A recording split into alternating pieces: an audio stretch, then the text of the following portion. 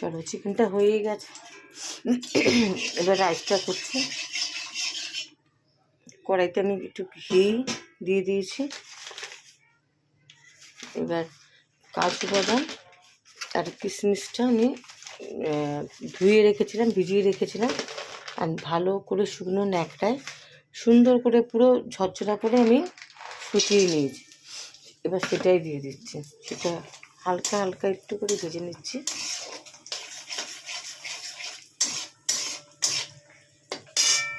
গ্যাসটা অল্পই আছে। এবার যে রাইসটা রেখেছিলাম সেই রাইসটা আমি এর মধ্যে দিয়ে দিচ্ছি।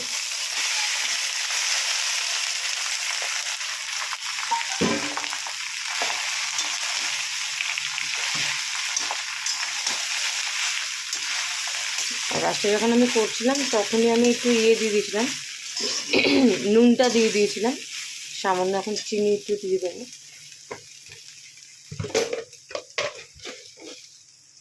একটু চিনি দিয়ে দিলাম,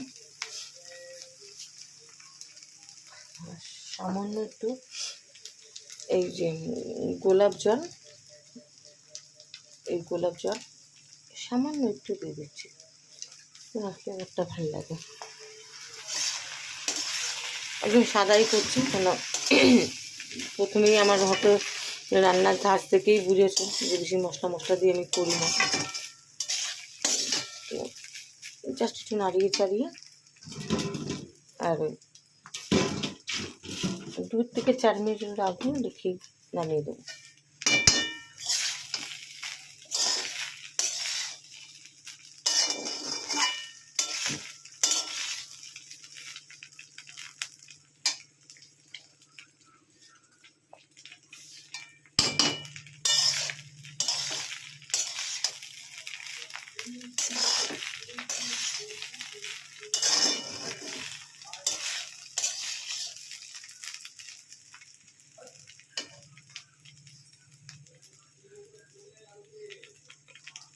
ওই হচ্ছে